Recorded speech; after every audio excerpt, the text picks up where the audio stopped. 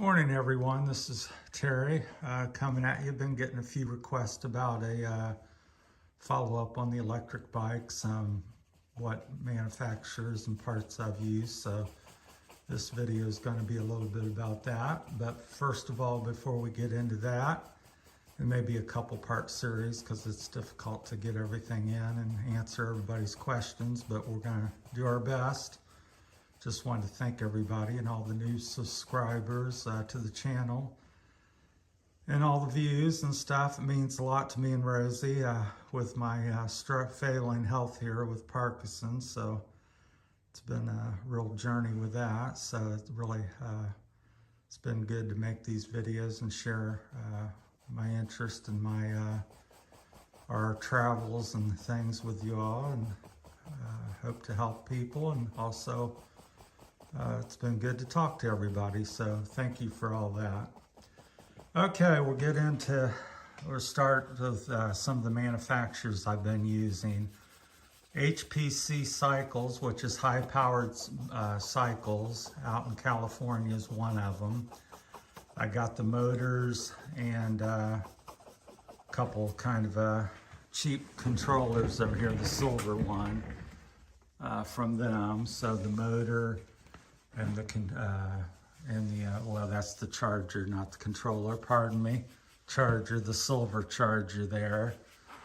And then they also offer a couple different controllers. They got the Crystal Light here.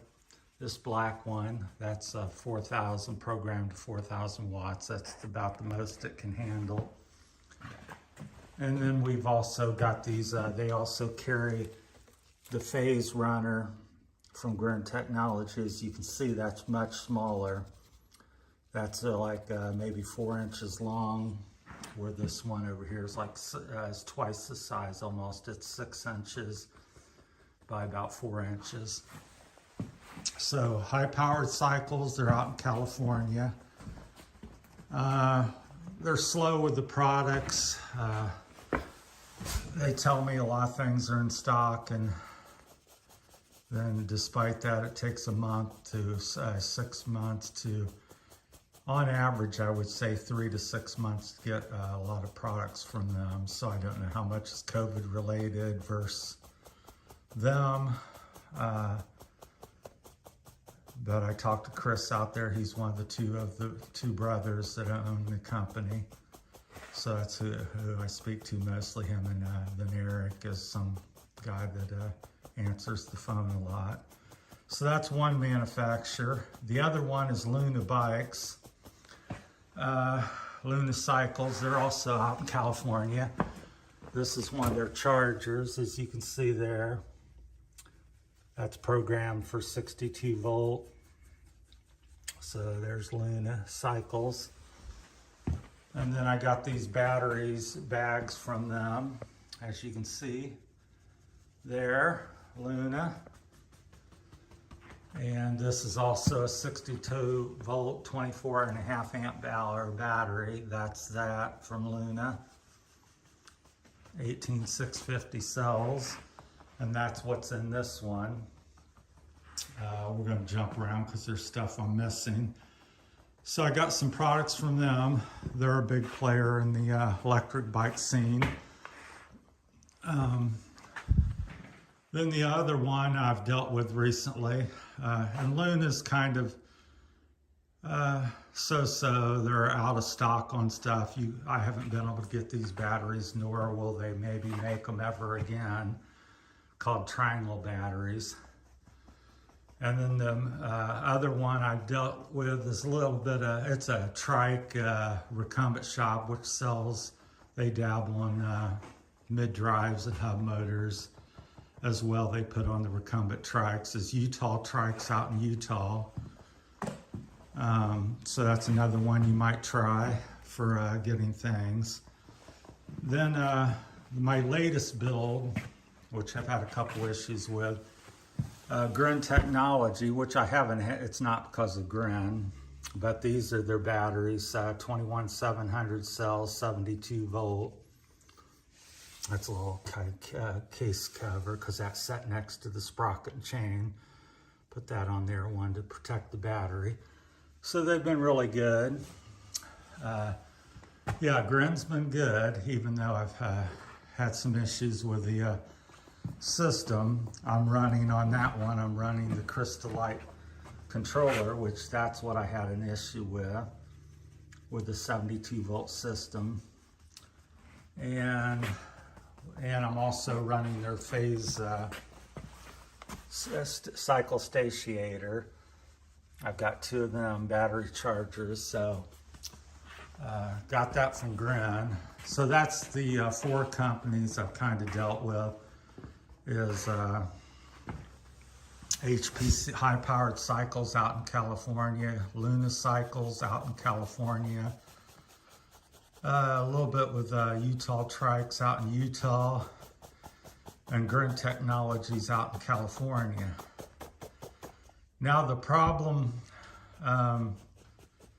anytime you're going out, my thought on stuff is, when I looked at electric bikes about 3 years ago, I've been doing things. I looked at the hub drive, mid drive, what the manufacturers were doing, and I was kind of a little unhappy with the run times and the power and the speed of the just the standard systems you might get from Catrike, HP, Velicha, or however you pronounce it, Green Speed, all the various different manufacturers that make offer bikes and have their own system. They generally run a mid-drive, and you can get a batteries typically, and the bikes are running $5,000 to $10,000–$12,000, and you have a top speed generally 20 miles an hour. Some of them go to 28 at best, very few, but most are 20 and under. And you got a range about 30 to 60 miles on average. And back before I developed Parkinson's, I could run faster and longer than that. And so I was accustomed to doing that, and I wanted something that would mimic a more of a high-end rider. So I was doing 100+ mile rides at 20, 30 miles an hour, and varying throughout the ride, and faster at times. I think my top sprint speed ever was 35.5 on flat ground. So I could really outrun a lot of these electric bikes, even the ones that are made today. So with that in mind, I wanted longer range and more power to do that. So I researched and made a decision on the Trike that the hub drive, in my opinion, was the best route to go. So that's the way I went with all these, and I got dual batteries on all system. This battery was my first attempt. I had HPC cycles. I make them custom made to fit Catrike bags, because I thought that'd be cool. And this is one mounted up, so that's like a 14 amp hour battery, 18650 cells, and you can get around 90 to 120 miles depending on how you ride. My second pick was Luna, because I quickly, again, thought that wasn't enough, because I didn't like running out of power and being conservative. So I got these batteries from Luna. My first attempt was to put it in their bags, which were, kind of nice, but it looked kind of bulky because the battery's actually smaller than the bag.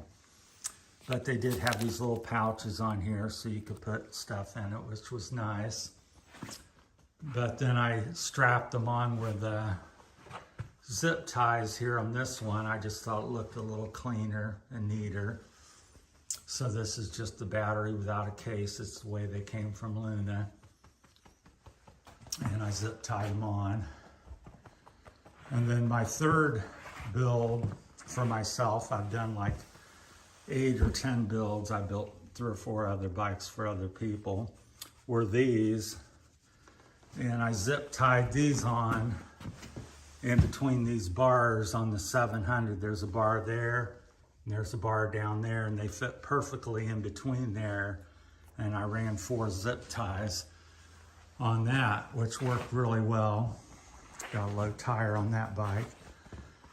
So that was what I did with that. So them are some things to keep in mind. So if you're going to do a system similar to mine and you're going to go outside the norm, then you're going to spend a little additional time and money sourcing parts, and you've got to make sure all the connectors play together. So ideally it's best to deal with one manufacturer, so their battery plugs into their controller, and their controller plug, has all the proper plugs to plug into everything else that you want to do. I can see we're going to probably run out of time, and I'll have to make a second video here, but that's things to consider.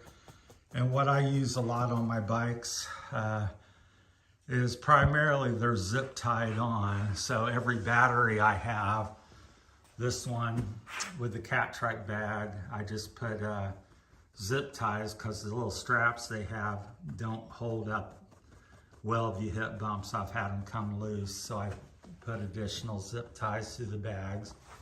This Luna bike bag is zip tied on as well. These were zip tied on, the 21700 cells from Grin Technology. So that's how I mount everything. This controller was inside this bag here, and the wires ran through the holes in the bag, and that was put on the green bike through the frame. So if you look at some of my earlier videos, you'll see that. So I've also got throttle base, this one, green one, stripped down right now back to a pedal bike. So I got the, I kept it really simple too, because the more you got brake cutoffs, shift sensors, all these things add to the complexity and the problems. You could have a different problem. So I have no screen, computer screen. I just run a regular cycle computer up there, as you can see. This is throttle. There's my switch to turn it off and on. Most everything's zip tied on. This one I have a Grunt. This one I have a Crystalite controller. It's back in there. You can see it by the bag barely. And I zip tie all the wires on.